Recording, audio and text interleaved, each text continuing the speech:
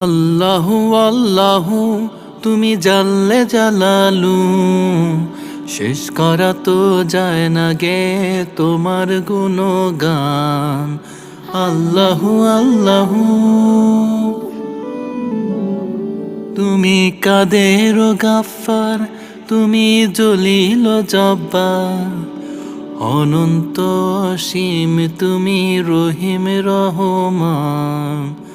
আল্লাহু আল্লাহু তুমি মাটির আদমকে প্রথম সৃষ্টি করিয়া ঘোষণা করিয়া দিলে শ্রেষ্ঠ বলিয়া।